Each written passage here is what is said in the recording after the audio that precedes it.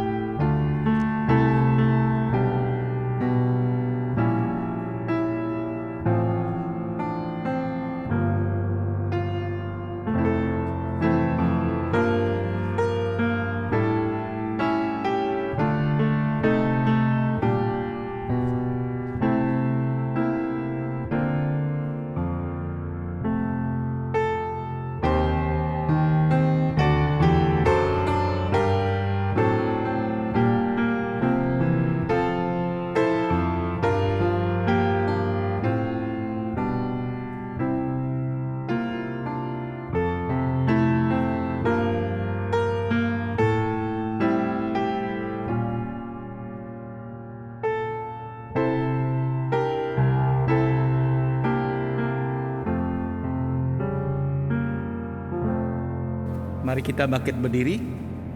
Kita akan memulai ibadah kita. Beribadahlah kepada Tuhan dengan sukacita. Datanglah ke hadapannya dengan sorak-sorai. Masuklah melalui pintu gerbangnya dengan nyanyian syukur. Ke dalam pelatarannya dengan puji-pujian. Bersyukurlah kepadanya dan pujilah namanya. Sebab Tuhan itu baik. Kasih setianya untuk selama-lamanya. Dan kesetiaannya tetap turun-temurun. Kebaktian penutupan semester dan pengutusan mahasiswa praktek kami mulai di dalam nama Allah Bapa, Allah Putra, dan Allah Roh Kudus. Turunlah berkat-Mu atas kami sekalian. Amin. Mari kita menyembah Tuhan dengan menyanyikan pujian I Worship You Almighty God.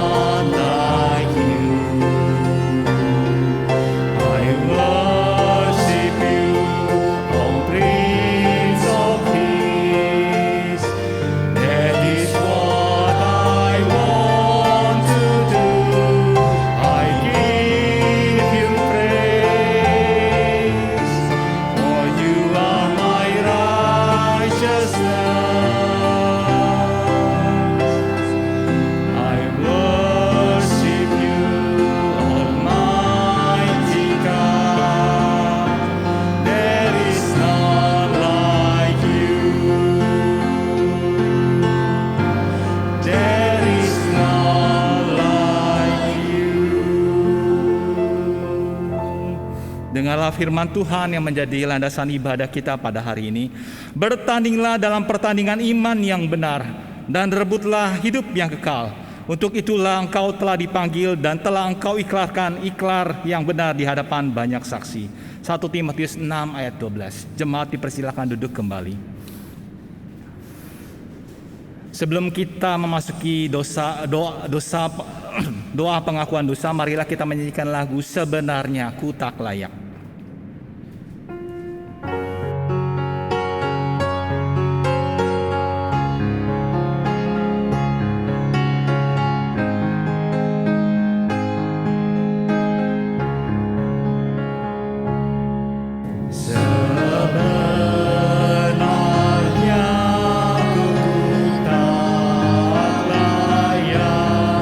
Namun ku diberi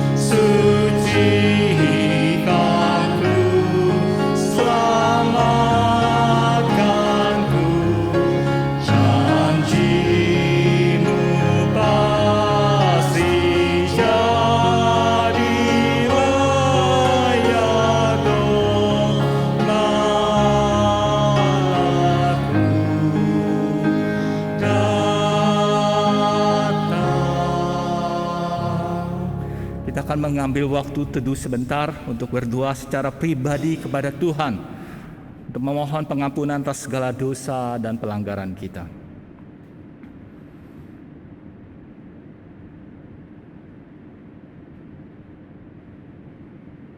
Allah yang Maha Kuasa dan penuh rahmat, kami telah sesat seperti domba-domba. Kami masing-masing berbalik pada jalannya kami sendiri. Kami telah mengikuti keinginan hati kami dan tidak mendengarkan suara-Mu. Kami tidak berbuat apa yang seharusnya kami lakukan, tapi kami telah berbuat apa yang Kau larang, Tuhan. Tuhan, ampunilah kami dan bimbinglah kami, Tuhan, agar kami bisa hidup sesuai dengan firman-Mu sampai dengan kerajaan-Mu terwujud sepenuhnya di dalam dunia ini.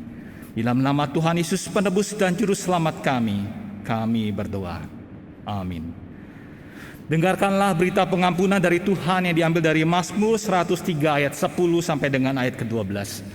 Tidak dilakukannya kepada kita setimpal dengan dosa kita, dan tidak dibalasnya kepada kita setimpal dengan kesalahan kita. Tetapi setinggi langit di atas bumi, demikianlah besar kasih setianya atas orang-orang yang takut akan Dia. Sejauh timur dari barat, demikianlah dijauhkannya daripada kita pelanggaran kita. Mari kita membacakan petunjuk hidup baru sebagaimana tertulis. Janganlah seorang pun menganggap engkau rendah karena engkau muda. Jadilah teladan bagi orang-orang percaya dalam perkataanmu, dalam tingkah lakumu, dalam kasihmu, dalam kesetiaanmu. 1 Timotius 4 ayat 12. Setelah pandemi berjalan sekitar 2 tahun lebih, kita bersyukur bahwa kita sudah bisa mulai praktek kembali. Mari kita bertekad melayani Tuhan dengan lebih sungguh.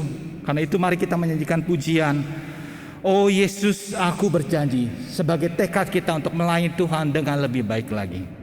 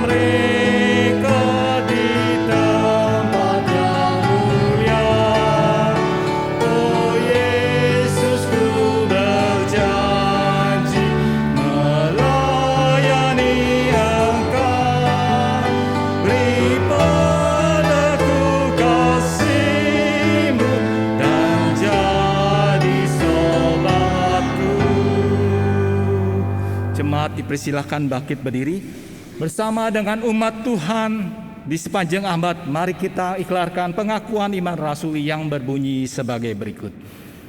Aku percaya kepada Allah, Bapa yang Maha Kuasa, Khalik langit dan bumi, dan kepada Yesus Kristus, Anaknya yang tunggal Tuhan kita, yang dikandung dari Roh Kudus, lahir dari anak darah Maria, yang menderita sengsara di bawah pemerintahan Pontius Pilatus, disalibkan, mati dan dikuburkan, turun ke dalam kerajaan maut. Pada hari yang ketiga, bangkit pula di antara orang mati, naik ke surga, duduk di sebelah kanan Allah, Bapa yang Maha Kuasa. Dan dari sana ia akan datang untuk menghakimi orang yang hidup dan yang mati. Aku percaya pada Roh Kudus, gereja yang kudus sama, persekutuan Roh Kudus, pengampunan dosa, kebangkitan tubuh, dan hidup yang kekal. Amin. Jemaat dipersilakan duduk kembali. Kita akan menaikkan doa syafaat. Ada 3 pokok doa yang kita akan doakan. Yang pertama, kita bersyukur semester sudah berakhir hari ini. Kita bersyukur Tuhan sudah memimpin sedemikian rupa sehingga semester boleh berjalan dengan baik. Yang kedua, kita akan berdoa untuk praktek pelayanan mahasiswa, baik yang 1 tahun maupun yang 2 bulan. Biar praktek pelayanan ini boleh memperlengkapi setiap mahasiswa untuk bisa melayani Tuhan. Yang ketiga, kita berdoa untuk dosen-dosen kita yang sakit. Kita berdoa untuk Pak Martin, kita juga berdoa untuk Pak Cornelius di dalam pemulihannya. Kita juga berdoa untuk Ibu Mariani Febriana. Dan yang terakhir, kita juga untuk berdoakan untuk Ibu Kartika yang sekarang sedang di Rumah Sakit Marsudi Waluyo di dalam pengobatan penyumbatan jantung. Mari sama-sama kita naikkan doa syafaat ini. Tuhan, kami mengucap syukur Tuhan, Kau sudah memimpin selama 1 semester ini boleh berjalan dengan baik. Tuhan, kami mengucap syukur Tuhan karena Kau sudah menolong Tuhan setiap mahasiswa, melindungi mereka dari COVID Tuhan, dan kami bisa terus menjalankan aktivitas perkuliahan sampai dengan berakhir. Tuhan, kami mengucap syukur Tuhan atas penyertaan daripada Tuhan. Tuhan, kami juga mau berdoa Tuhan untuk praktek pelayanan mahasiswa yang akan dilakukan. Tuhan, biarlah Kau yang menyertai Tuhan mahasiswa-mahasiswi yang akan melakukan praktek 1 tahun maupun praktek 2 bulan. Tuhan, tolong mereka Tuhan supaya mereka bisa memberikan yang terbaik di dalam pelayanan mereka. Beri kepada mereka keberanian Tuhan, supaya mereka tidak tergentar ketika mereka menghadapi praktek. Mungkin beberapa dari mereka ini adalah praktek yang pertama Tuhan. Karena itu Tuhan, tolong mereka, sertai mereka Tuhan, supaya mereka bisa memberikan yang terbaik untuk Tuhan. Tuhan, kami juga mau berdoa Tuhan untuk para dosen-dosen kami Tuhan yang mengalami sakit penyakit. Tuhan, kami mau berdoa untuk menolong Pak Martin di dalam pemulihannya. Juga Pak Cornelius Tuhan di dalam pemulihan pasca operasinya. Tuhan, biar Engkau juga menolong. Juga untuk Ibu Mariani Febriana Tuhan yang terus bergumul di dalam sakitnya Tuhan. Tuhan juga Engkau terus menolong, memberikan kekuatan daripada dia. Dan juga yang terakhir Tuhan, kami berdoa untuk Ibu Kartika yang akan melakukan pengobatan untuk penyumbatan jantung di Rumah Sakit Marsudi Waluyo. Tuhan, kami mau berdoa Tuhan, biar Engkau yang menyertai setiap dosen-dosen kami Tuhan. Tolong mereka Tuhan, supaya berikan kepada mereka kesembuhan, supaya mereka bisa melayani Tuhan lagi. Berikan kepada mereka kekuatan, dan tolong mereka Tuhan untuk mereka tidak tawar hati dan terus bergantung kepada Tuhan. Inilah doa dan seruan kami Tuhan yang kami panjatkan hanya di dalam nama Tuhan kami Yesus Kristus kami berdoa. Amin. Khotbah akan disampaikan oleh Pendeta Amos Winato. Mari kami persilakan.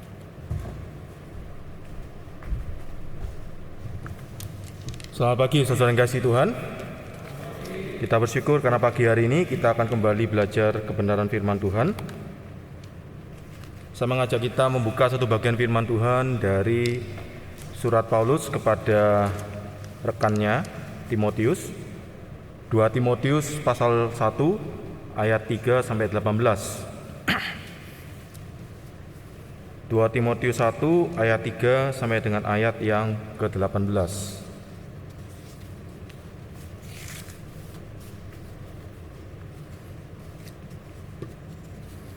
Di penghujung semester ini, sesuai dengan tema semester kita tentang kesetiaan, saya ingin kita melalui perikop yang kita baca nanti merenungkan dan menggumuli bersama mengenai kesetiaan kita di dalam menjalani panggilan kita.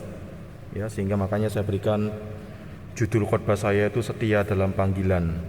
Kita akan merenungkan secara khusus nantinya panggilan itu di dalam perikop 2 Timotius 1 ayat 3 sampai 18. Saya ajak kita untuk membaca secara silih berganti ya. Saya 3, silakan rekan-rekan sekalian ayat 4, demikian seterusnya sampai dengan ayat yang ke-18 ya. Kita akan berganti membaca, baik yang hadir di auditorium ini ataupun yang mengikuti secara online. Aku mengucap syukur kepada Allah yang kulayani dengan hati nurani yang murni seperti yang dilakukan nenek moyangku, dan selalu aku mengingat Engkau dalam permohonanku baik siang maupun malam. Dan apabila aku terkenal akan air matamu yang kau curahkan, aku ingin melihat Engkau kembali supaya penuhlah kesukaanku. Sebab aku teringat akan imanmu yang tulus ikhlas, yaitu iman yang pertama-tama hidup di dalam nenekmu Lois dan di dalam ibumu Eunike, dan yang aku yakin hidup juga di dalam dirimu. Karena itulah kuperingatkan engkau untuk mengorbankan kasih yang ada padamu oleh penumpahan tanganku atasmu. Sebab Allah memberikan kepada kita bukan roh ketakutan, melainkan roh yang membangkitkan kekuatan, kasih, dan ketertiban. Jadi janganlah malu bersaksi tentang Tuhan kita, dan janganlah malu karena aku seorang hukuman karena Dia, melainkan ikutlah menderita bagi Injilnya oleh kekuatan Allah. Dialah yang menyelamatkan kita dan memanggil kita dengan panggilan kudus, bukan berdasarkan perbuatan kita, melainkan berdasarkan maksud dan kasih karunia-Nya sendiri, yang telah dikaruniakan kepada kita di dalam Kristus Yesus sebelum permulaan zaman, Dan yang sekarang dinyatakan oleh kedatangan Juru Selamat kita, Yesus Kristus, yang Yang oleh Injil telah mematahkan kuasa maut dan mendatangkan hidup yang tidak dapat binasa. Untuk Injil inilah aku telah ditetapkan sebagai pemberita, sebagai rasul, dan sebagai guru. Itulah sebabnya aku menderita semuanya ini, tetapi aku tidak malu, karena aku tahu kepada siapa aku percaya, dan aku yakin bahwa Dia berkuasa memeliharakan apa yang telah dipercayakannya kepadaku hingga pada hari Tuhan. Peganglah segala sesuatu yang telah engkau dengar daripadaku sebagai contoh ajaran yang sehat, dan lakukanlah itu di dalam iman dan kasih dalam Kristus Yesus. Peliharalah harta yang indah yang telah dipercayakannya kepada kita oleh Roh Kudus yang diam di dalam kita. Engkau tahu bahwa semua mereka yang di daerah Asia kecil berpaling daripadaku, termasuk Figelus dan Hermogenes. Tuhan kiranya mengaruniakan rahmat-Nya kepada keluarga Onesiphorus yang telah berulang-ulang menyegarkan hatiku. Ia tidak mau menjumpai aku di dalam penjara. Ketika di Roma, ia berusaha mencari aku dan sudah juga menemui aku. Kiranya Tuhan menunjukkan rahmat-Nya kepadanya pada harinya. Betapa banyaknya pelayanan yang Ia lakukan di Efesus, Engkau lebih mengetahuinya daripadaku. Kiranya Tuhan memberkati kita melalui pembacaan firman pada pagi hari ini. Kita akan merenungkan mengenai kesetiaan dalam panggilan. Ada 3 panggilan yang akan kita renungkan bersama, yang kita pelajari dari perikop yang kita baca barusan. Yang pertama, kita dipanggil untuk bersyukur, kita dipanggil untuk menderita, dan kita dipanggil untuk menjadi teladan. Biarlah 3 panggilan ini senantiasa kita hidupi dengan taat, dengan setia, dan kiranya melalui kesetiaan kita dalam 3 panggilan itu, Tuhan berkenan terus memakai kita menjadi saluran berkat dimanapun nantinya Tuhan menempatkan kita. Nah, saudara kasih Tuhan, yang pertama dalam perikop ini kita menemukan adanya panggilan untuk bersyukur kepada Tuhan. Perikop ini dimulai dengan ungkapan Paulus bahwa dia mengucap syukur. Aku mengucap syukur kepada Allah yang kulayani dengan hati nurani yang murni, seperti yang dilakukan nenek moyangku. Paulus mengucap syukur. Mengucap syukur untuk apa? Bukan sekedar karena ada makanan yang enak, bukan sekedar karena ya semuanya lancar, ataupun dia berada di dalam kesusahan tetapi Tuhan terus pelihara. Dalam bagian ini secara khusus dia mengucap syukur karena apa? Karena adanya seorang rekan dalam pelayanan. Ayat keempat dikatakan bahwa dia terus mendoakan Timotius, bahkan ketika mengingat kesulitan dan tantangan kesungguhan hati Timotius di dalam melayani sampai meneteskan air mata, Paulus rindu supaya dia pun bisa mengalami sukacita ketika dia mengingat akan rekan pelayanannya ini. Karena itulah dia itu mengucap syukur. Nah, saudara kasih Tuhan, panggilan bersyukur atas seorang rekan dalam pelayanan ini seharusnya menjadi bagian dalam kehidupan kita melayani. Karena kita tidak akan mungkin bisa melayani sendirian. Ketika kita mulai merasa melayani sendirian sebagai single fighter, jelas pelayanan kita tidak akan bertahan lama.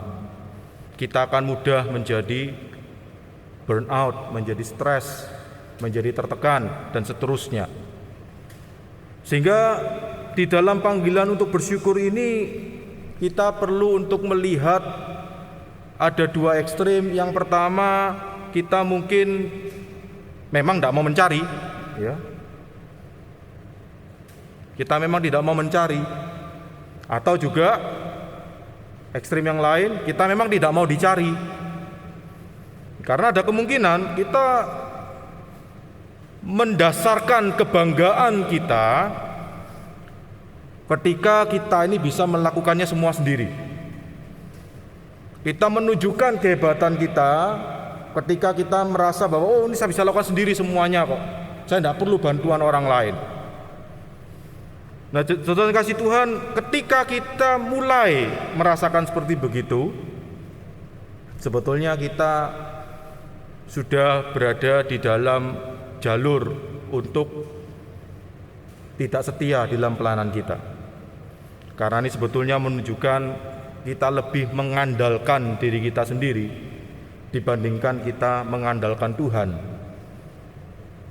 di dalam pelayanan kita.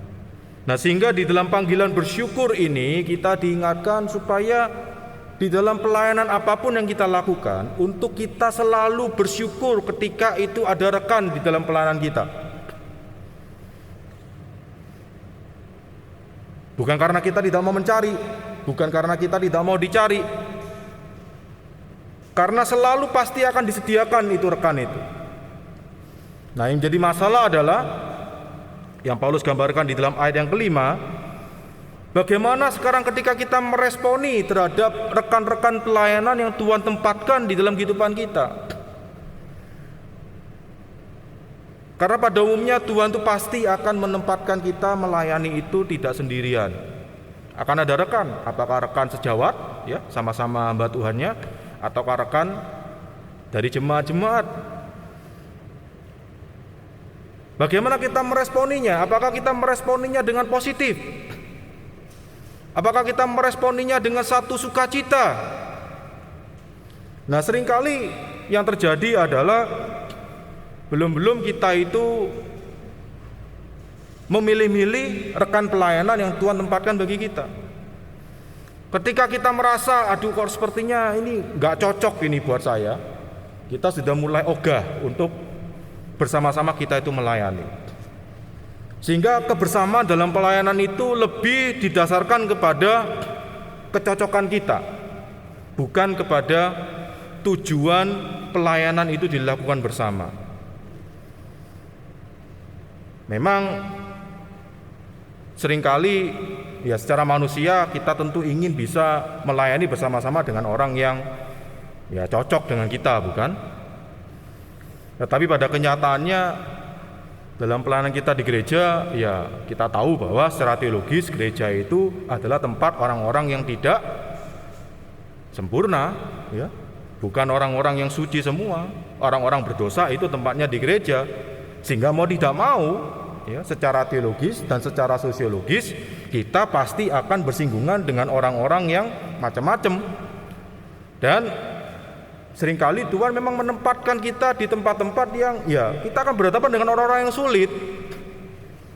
Tetapi kalau kita memang ingin melayani Tuhan, mari kita belajar untuk bersyukur dengan segala macam rekan pelayanan yang Tuhan tempatkan bagi kita. Mari kita belajar untuk bisa bekerja sama dengan sebaik-baiknya. Karena seringkali yang terjadi adalah sebetulnya permasalahan itu bukan pada permasalahan yang bersifat prinsip, bukan pada permasalahan yang sifatnya adalah satu mengajarkan sesuatu yang tidak benar sesuai firman Tuhan, ya, katakanlah mengajarkan bahwa Yesus itu cuma satu-satunya juru selamat, atau Alkitab ini bukan firman Tuhan, dan seterusnya. Kebanyakan masalah dalam pelayanan itu adalah ketika kita memperdebatkan dan bersinggungan dengan hal-hal yang sifatnya formalitas, cara, bentuknya saja, formnya saja, formalnya saja, cara kita melakukan pelayanan. Ketika mungkin ada rekan kita melakukan satu cara pelayanan yang menurut kita itu kurang tepat, kita sudah langsung menganggap bahwa ini sudah tidak bisa bekerja sama dengan saya. Atau ketika ada rekan kita melakukan pelayanan yang ternyata bisa lebih berhasil, kita mungkin bisa iri hati. Sehingga sebetulnya itu nanti kembalinya kepada kita terlebih dahulu. Apakah kita memang mau belajar untuk hidup di dalam perbedaan-perbedaan yang ada, dan bersama-sama kita melayani Tuhan. Dan itu langkah awal yang bisa kita lakukan.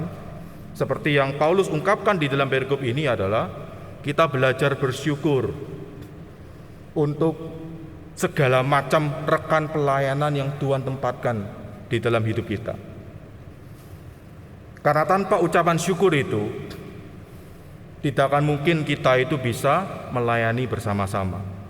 Karena belum kita sudah merasa kecewa, merasa mangkel, merasa bagaimana, ya, merasa minder mungkin, merasa apa begitu, sehingga kita tidak akan mungkin bisa melayani Tuhan dengan sebaik-baiknya. Itu yang pertama, panggilan untuk bersyukur. Kemudian yang kedua, Paulus melanjutkan bahwa bukan hanya dia itu menunjukkan ucapan syukurnya yang memanggil kita untuk juga bersyukur, dia juga menunjukkan bahwa dia bersedia untuk menderita. Ini adalah panggilan untuk menderita di dalam pelayanan yang kita lakukan. Pelayanan yang kita lakukan itu pasti ada suka dukanya. Dan di dalam melayani Tuhan, ya, kita harus siap berhadapan dengan segala macam kesusahan yang ada.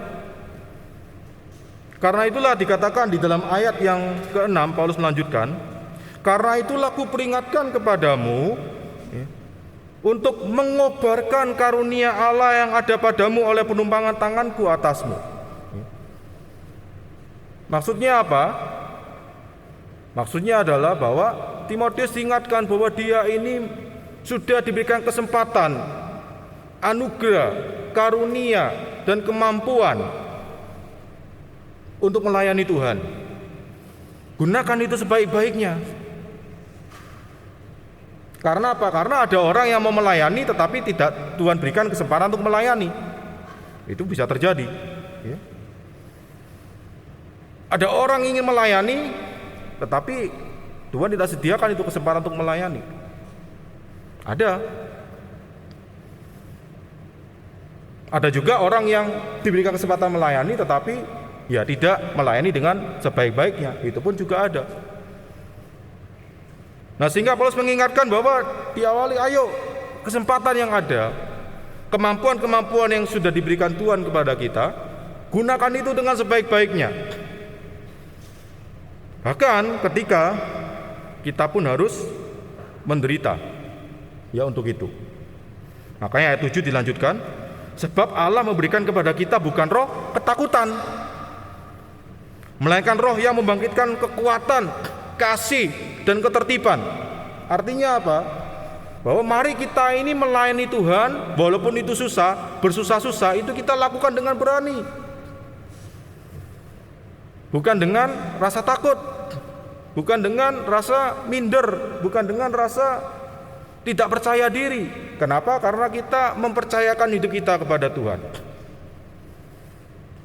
Beranilah untuk menderita dengan Tuhan di dalam pelayanan kita. Jadi panggilan untuk menderita ini adalah sebuah panggilan yang dilakukan bukan karena keterpaksaan, melainkan karena keberanian. Yang dilanjutkan juga ayat 8-11, menderita tanpa malu. Maksudnya apa? Walaupun kita mungkin harus dipermalukan. Salah satu wujud penderitanya itu adalah apa? Kita mungkin dipermalukan karena kita mau untuk melayani Tuhan. Kita mungkin disepelekan. Saya ini ketika walaupun sudah kepala 4 lebih ini ya, kalau melayani di gereja-gereja yang tradisional, yang masih totok gitu ya, atau yang Tionghoa atau apa begitu ya, ya masih tetap dianggap anak-anak walaupun usianya sudah 40-an ya. Seperti yang Pak Teguh mungkin cerita kemarin, ya tetap aja orang yang tua itu akan tetap manggil saya Nip cucu gitu ya toh. Ya tetap dianggap anak-anak. Ya karena itu sudut pandang mereka. Kita tidak perlu marah merasa aduh kok saya tidak dihormati, siapa saya ini atau buat apa ya. Karena apa? Karena ya kita belajar untuk melayani. Bahkan ketika mungkin ya dipermalukan mungkin ya, dianggap sepele mungkin di dalam pelayanan kita lakukan, jangan kita akhirnya terus merasa kecewa, bahkan mungkin menjadi marah atau emosi ya, karena citra diri kita itu bukan karena jabatan kita, bukan karena tanggung jawab kita. Citra diri kita itu adalah di dalam Kristus. Karena itulah di dalam ayat yang ketiga, dalam bagian ini dilanjutkan ayat 12 dan 14, bahwa dasar kita untuk menderita dengan berani itu, dasar kita untuk menderita walaupun kita mungkin disepelekan dan dipermalukan, itu adalah karena apa? Karena kita ini punya harta yang indah.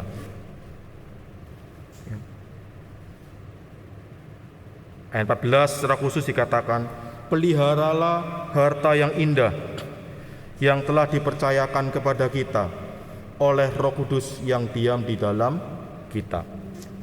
Kita dipanggil untuk menderita bagi Tuhan dengan berani. Kita dipanggil untuk menderita bagi Tuhan walaupun kita mungkin bisa dipermalukan, bisa disepelekan, bisa tidak dianggap. Tetapi kita lakukan itu semua bukan supaya kitanya yang hebat, supaya orang-orang itu bisa mengenal Tuhan melalui pelayanan kita, supaya Injil itu bisa diberitakan dengan efektif melalui hidup kita. Itulah sebetulnya yang Paulus ingin ingatkan kepada Timotius, yang juga melalui firman Tuhan pada pagi hari ini ingatkan kepada kita bahwa kita ini punya harta yang indah, itu Injil itu, dan itu harus dipelihara dengan baik. Jangan sampai karena kita ini takut, karena kita ini kecewa, karena kita ini pahit hati, karena kita ini melakukan sesuatu itu dengan asal-asalan, atau karena kita ini menjaga muka kita sampai akhirnya justru bukan Injil yang diberitakan, bukan Injil yang terlihat di dalam hidup kita, melainkan sesuatu yang bukan berita Injil. Ayat 14 sekali lagi, peliharalah harta yang indah yang telah dipercayakannya kepada kita oleh Roh Kudus yang diam di dalam kita. Hari ini saya mengajak teman-teman yang nanti akan praktek pelayanan 2 bulan ataupun 1 tahun ya. Kemarin waktu itu sudah diingatkan bahwa praktek itu adalah apa? Ada 3 toh. Praktek adalah apa? Praktek adalah belajar, praktek adalah layanan, praktek adalah promosi. Nah, kenapa kita belajar dalam pelayanan kita? Kenapa kita melayani di dalam praktek kita? Kenapa kita mempromosikan SCT-LTA dan diri kita di dalam pelayanan kita? Itu semua sebetulnya adalah wujud cara kita untuk memelihara harta yang indah ini. Kalau kita bisa belajar dengan baik, kalau kita bisa melayani dengan baik, kalau kita bisa mempromosikan dengan baik, maka Injil itu akan diberitakan dengan efektif. Orang akan diberkati. Karena saya mengajak teman-teman ya untuk menghafalkan 2 Timotius 1 ayat 14 ini. Nanti waktu saya minta maju ke depan, saya akan tes. Kalau tidak bisa hafal, tidak jadi praktek. Ya, silakan saya kasih waktu 1 menit. Ayatnya pendek soalnya ya. Peliharalah harta yang indah yang telah dipercayakannya kepada kita oleh Roh Kudus yang diam di dalam kita. 1 menit. 2 Timotius 1 ayat 14. Peliharalah harta yang indah yang telah dipercayakannya kepada kita oleh Roh Kudus yang diam di dalam kita. Di sungguhan saya tes nanti itu ya, yang saya panggil maju untuk didoakan itu ya. Supaya kalian ingat betul-betul, kalian praktek 2 bulan, kalian praktek 1 tahun, itu semua adalah supaya kita bisa memelihara harta yang indah, Injil itu, yang telah dipercayakannya kepada kita oleh Roh Kudus yang diam di dalam kita, sehingga pelayanan kita nantinya bisa menjadi berkat dan nama Tuhan dimuliakan. Ya, 2 Timotius 1 ayat 14. Peliharalah harta yang indah yang telah dipercayakannya kepada kita oleh Roh Kudus yang diam di dalam kita. Nah, saya sudah dites ya, saya sudah bisa menghafal. Ya, nanti waktunya yang kalian waktu maju ke depan ya. 2 Timotius 1 ayat 14. Kemudian yang terakhir,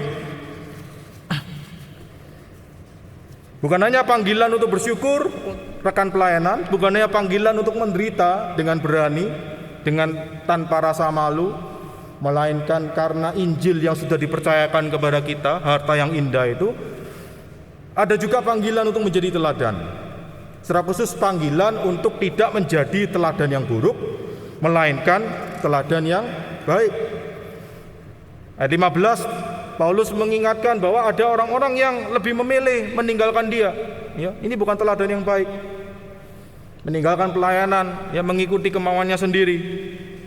Bahkan disebutkan 2 nama di sini. Melainkan ikutilah teladan yang baik. Ada nama juga disebutkan di sini, Onesiphorus. Yang setia tetap melayani. Ini panggilan supaya di dalam pelayanan yang Tuhan percayakan kepada kita, kita justru tidak menjadi batu sandungan, tidak meninggalkan teladan yang buruk, melainkan menjadi teladan yang baik. Dan dalam konteks lembaga pendidikan tinggi seperti SCT Aletheia, ini sangat relevan terus ya. Jadi katakanlah kalian praktek 2 bulan, kalian praktek 1 tahun. Setelah kalian menyelesaikan praktek 2 bulan, setelah kalian menyelesaikan praktek 1 tahun, dan kalian memberikan pelayanan terbaik, meninggalkan teladan yang baik, artinya apa? Maka gereja-gereja, tempat-tempat pelayanan itu tidak akan segan-segan untuk minta lagi ke SCT Aletheia, karena kalian sudah meninggalkan teladan yang baik. Tapi kalau nanti setelah kalian menyelesaikan 2 bulan kalian, menyelesaikan 1 tahun kalian, ternyata yang ditinggalkan teladan yang tidak baik, katakanlah yang diingat adalah oleh gerejanya, wah ini mahasiswa ini dari SCT Aletheia ini males ini ternyata, misalkan begitu ya. Mereka juga nanti akan, katakanlah kalau SCT Aletheia nawarkan lagi, ini ada yang bisa bantu 2 bulan atau bantu 1 tahun, mau terima enggak? Mereka kan pikir 2 kali, kenapa? Wah yang kapan hari itu males itu. Gara-gara apa? Gara-gara kalian tidak meninggalkan teladan yang baik. Teladan yang buruk ditinggalkan, ya akan berdampak kepada angkatan-angkatan selanjutnya. Tetapi kalau kita meninggalkan teladan yang baik, maka kita akan bisa terus dipakai Tuhan untuk memelihara harta yang indah itu, menjadi berkat itu, memberitakan Injil itu dengan sebaik-baiknya. Karena saudara kasih Tuhan, ingatlah senantiasa ya, 2 Timotius 1 ayat 14 ini, supaya kita memelihara harta yang indah itu, yang telah dipercayakan Tuhan kepada kita. Bahkan kita bukan memeliharanya sendirian, melainkan bersama-sama dengan Roh Kudus yang diam di dalam hidup kita ini. Supaya apa? Supaya kita bisa meninggalkan teladan yang baik. Sehingga ketika kita menyelesaikan pelayanan 2 bulan kita, menyelesaikan pelayanan 1 tahun kita, gereja boleh diberkati. Dan mereka tidak akan segan-segan untuk meminta SCT Aletheia kembali menempatkan mahasiswa-mahasiswa berikutnya di tempat pelayanan mereka. Dan yang terlebih indah adalah apa yang kita lakukan di sana selama 2 bulan ataupun selama 1 tahun, yang terbaik adalah kita bisa dipakai Tuhan untuk memberitakan Injil itu dengan sebaik-baiknya. Jadi kalau boleh diringkas sekali lagi, ya. Yang pertama adalah kita ini dipanggil untuk mengucap syukur. Karena itu marilah kita setia mengucap syukur, khususnya bagi rekan sepelayanan. Ya, jadi ketika kita nanti masuk ke ladang pelayanan 2 bulan ataupun 1 tahun, ketika sudah diberikan rekan pelayanan, apakah majelis pembimbing, apakah gembala sidang, apakah mahasiswa praktek dari tempat yang lain, apakah jemaat ataukah siapapun, bersyukurlah. Ya, walaupun mungkin mereka mempunyai cara berbeda di dalam melayani, bersyukurlah dan minta hikmat dari Tuhan supaya kita bisa bekerja sama dengan sebaik-baiknya. Ya, saya mengingat sebuah ilustrasi, ya. Ada seorang yang berangkat studi belajar di luar negeri, ya. Karena namanya mahasiswa, ya, hidup seadanya, akhirnya dia itu hanya bisa menyewa sebuah kamar kecil, ya. Sebuah kamar yang kecil, ya, bukan kamar kecil toilet, ya, sebuah kamar yang kecil gitu, ya.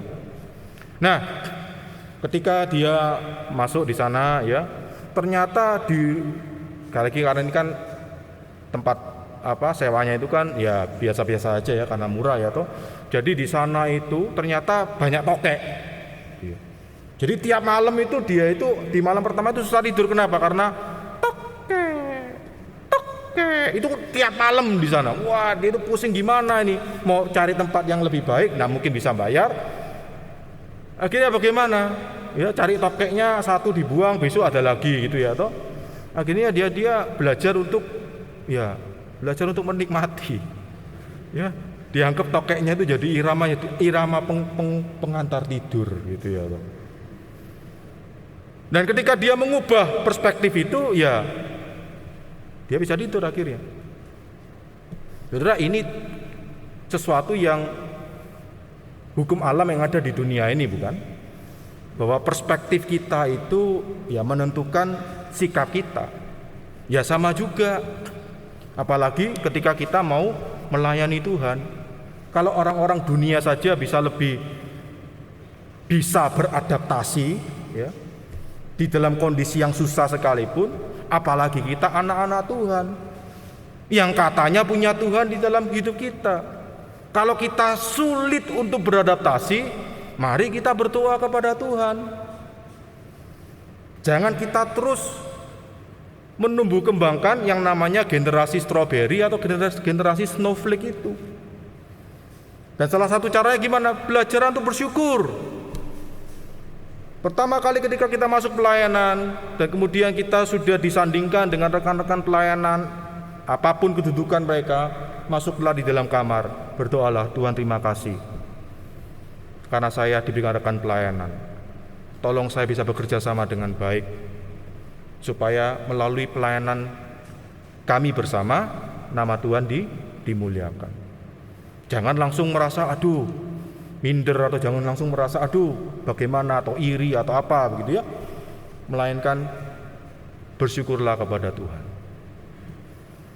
Kesetiaan kita di dalam mengucap syukur ini nantinya akan menolong kita untuk bisa melayani Tuhan dengan baik. Kemudian yang kedua, terakhir adalah dalam penutup bagian terakhir ini, setia menderita bagi Tuhan dalam keberanian, bahkan ketika dipermalukan. Kita berani menderita, bahkan kita ini berani untuk disepelekan, bukan karena kitanya yang hebat, bukan karena kita mau menunjukkan loh saya ini bisa, bukan. Tetapi karena kita ingin bisa melayani Tuhan, memberitakan Injil itu dengan sebaik-baiknya. Dan setia menjadi teladan yang baik demi Tuhan bagi semua orang. Supaya di akhir pelayanan kita nantinya Tuhan boleh memakai kita menjadi berkat dan nama Tuhan boleh dimuliakan. Nah, saudara kasih Tuhan, izinkan saya menutup khotbah saya dengan sebuah kutipan yang saya ambil dari renungan yang ditulis oleh Oswald Chambers yang menjadi satu buku itu, ya, judulnya adalah My Utmost for Jesus. Dia pernah mencatat demikian bahwa ya seperti kalian lihat, ya, di ayat Yesaya 6 ayat 8 yang ada di dipajang di situ ya.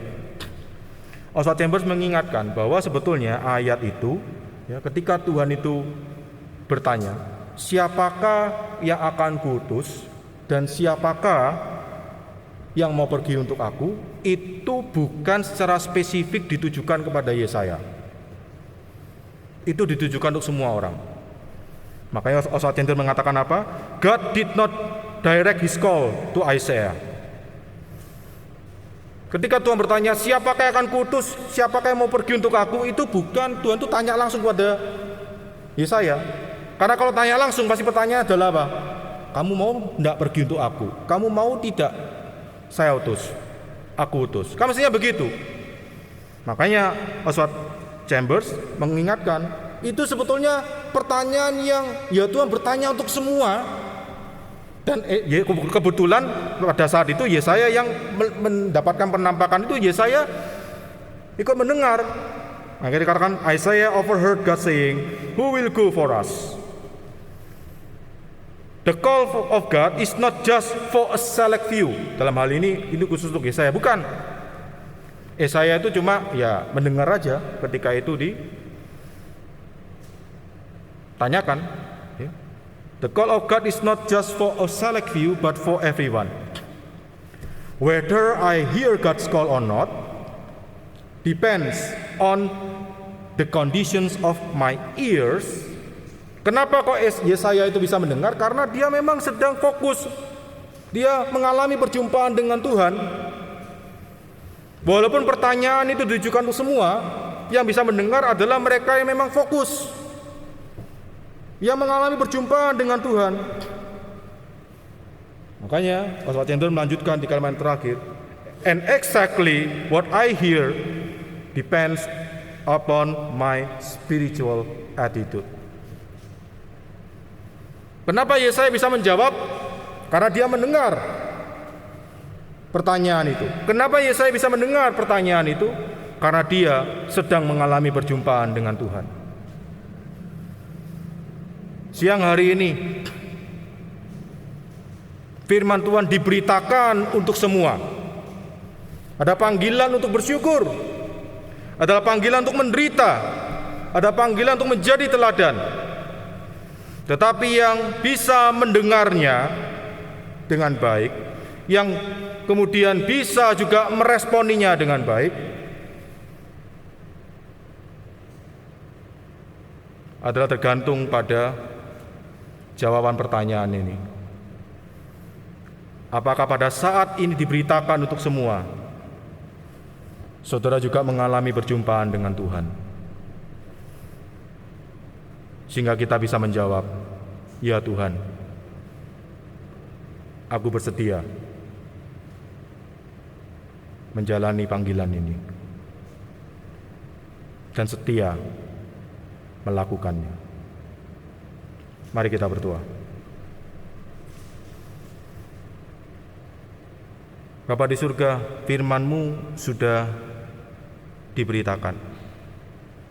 Kami memohon Tuhan Roh Kudus berkarya dan menjumpai masing-masing kami. Dan biarlah setiap kami yang mengalami perjumpaan dengan-Mu pada siang hari ini boleh meresponinya dengan sebaik-baiknya. Terima kasih Tuhan. Kami mohon berkat-Mu. Di dalam nama Tuhan Yesus kami berdoa. Amin. Terima kasih.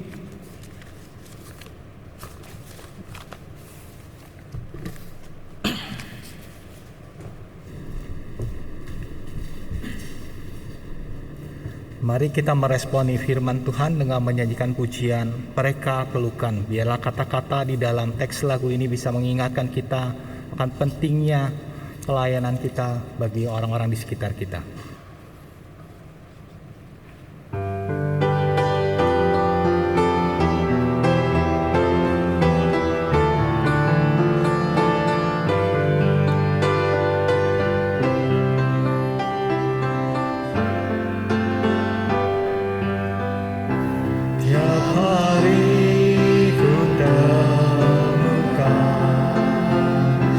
Mereka yang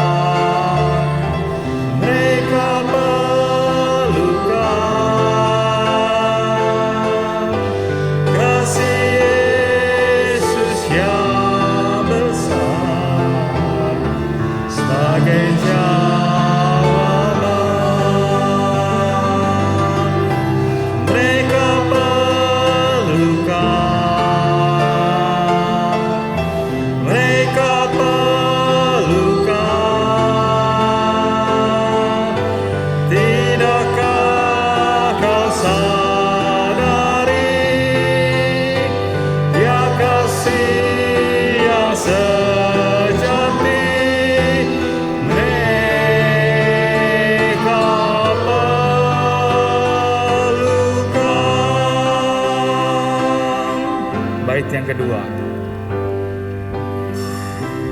Tuhan memanggil kita untuk menjadi terangnya. Tiada yang lebih berharga, cari yang hilang. Kasihnya menjelikan, aku mengerti. Mereka perlu mendengar tentang kasihnya. Mereka perlukan, mereka perlukan kasih Yesus yang besar sebagai jawaban. Mereka perlukan, mereka perlukan, ya kasih sejati, ya kasih yang sejati. Mereka perlukan.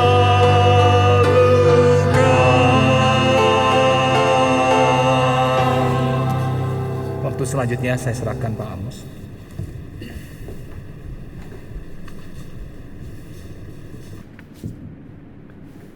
Baik, kita akan melakukan pengutusan.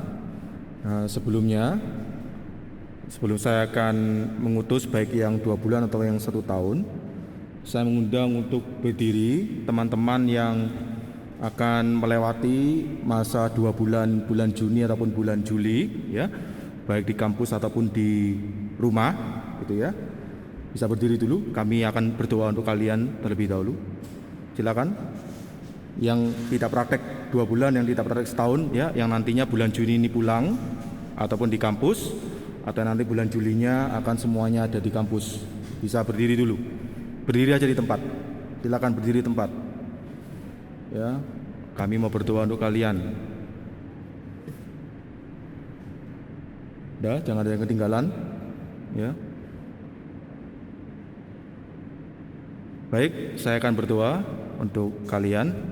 Bapa di surga, mereka yang berdiri ini adalah mereka yang nantinya baik di bulan Juni akan pulang, ataupun yang di bulan Juni dan Juli ini nantinya semuanya akan berada di kampus untuk melakukan kegiatan mereka. Kami mau berdoa Tuhan supaya Engkau boleh memberkati mereka. Mereka yang melakukan perjalanan, Tuhan boleh jaga, lindungi, sertai, tibakan di tempat tujuan di dalam damai sejahtera Tuhan. Tuhan juga pimpin sertai supaya nanti mereka juga boleh kembali ke kampus di dalam damai sejahtera Tuhan. Dan kami mau berdoa secara khusus untuk segala kegiatan yang mereka lakukan sepanjang 2 bulan di bulan Juni dan bulan Juli ini. Dimanapun nantinya mereka akan berada, kami mohon Tuhan boleh tolong mereka supaya mereka boleh melakukan kegiatan-kegiatan yang bermanfaat Tuhan. Kegiatan-kegiatan yang membuat mereka boleh semakin bertumbuh di dalam iman mereka. Juga kegiatan-kegiatan yang nantinya boleh semakin memperlengkapi mereka, karakter mereka dengan lebih baik lagi. Sehingga nanti ketika mereka kembali melanjutkan masa akademik mereka di bulan Agustus, mereka boleh melanjutkan dengan kekuatan yang baru dari Tuhan. Terima kasih Tuhan, inilah doa kami di dalam nama Tuhan Yesus. Amin. Silakan duduk teman-teman. Oke, saya mengundang pertama mereka teman-teman yang akan praktek 2 bulan, ya, bisa maju ke depan, ya. Yang mau praktek 2 bulan, silakan maju ke depan.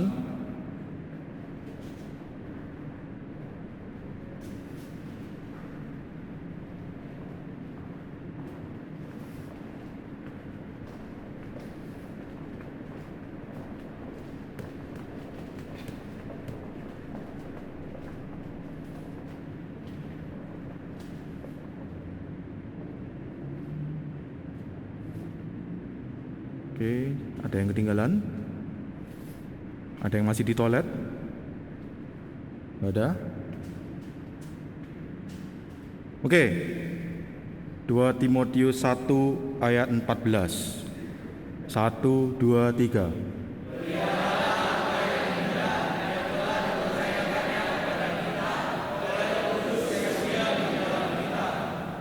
Biarlah selama 2 bulan ke depan ketika kalian melayani Tuhan, kalian sungguh melakukannya karena kalian memelihara Injil itu, harta yang indah itu yang Tuhan sepercayakan, supaya Tuhan boleh memakai kalian menjadi berkat di tempat pelayanan kalian. Amin. Semangat. Mari kita berdoa. Saya akan berdoa untuk kalian. Bapa di surga, kami memohon anugerah-Mu untuk mereka yang akan praktek 2 bulan ini, supaya mereka boleh melakukannya dengan sukacita, melakukannya dengan semangat dari Tuhan. Mereka melakukannya dengan penuh keberanian oleh karena mereka menjadi alat memberitakan Injil Tuhan yang hidup di tengah-tengah manusia yang berdosa ini. Berkatilah mereka Tuhan, jagalah mereka supaya mereka setelah mereka kembali dalam pelayanan, mereka kembali dalam damai sejahtera di SCT Aletheia, bisa meneruskan studi mereka dan mereka meninggalkan pelayanan mereka dengan baik. Gereja dan tempat yang mereka layani boleh diberkati oleh kehadiran mereka selama 2 bulan. Terima kasih Bapa, inilah doa kami di dalam nama Tuhan Yesus. Amin. Oke, silakan kembali.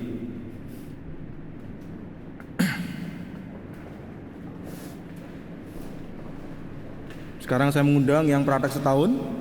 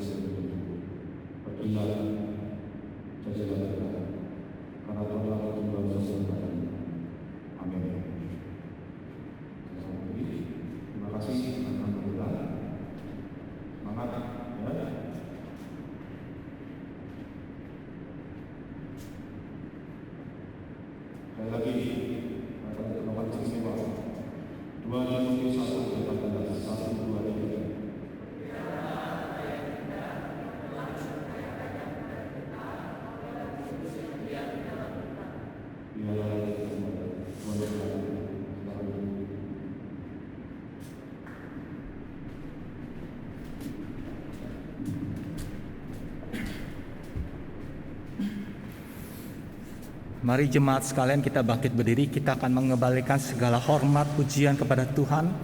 Kita naikkan pujian doksologi, lalu kemudian berkat akan disampaikan oleh Pendeta Amos.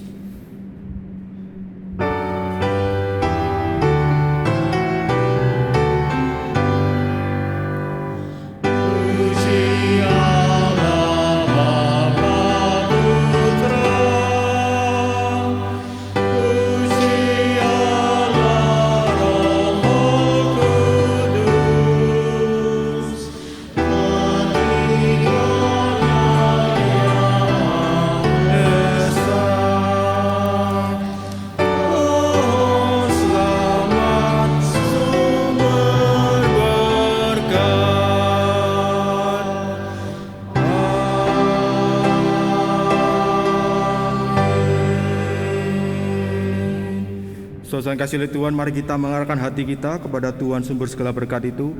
Mari kita memohon berkat darinya. Kiranya Allah Bapa sumber pengharapan itu memenuhimu dengan segala sukacita dan damai sejahtera di dalam imanmu kepada Tuhan Yesus Kristus, supaya oleh kekuatan Roh Kudus kamu berlimpah-limpah dalam pengharapan. Pulanglah, setialah menjalani panggilan-panggilan Tuhan itu, karena Tuhan Allah Tritunggal sudah memberkatimu mulai hari ini dan seterusnya. Amin.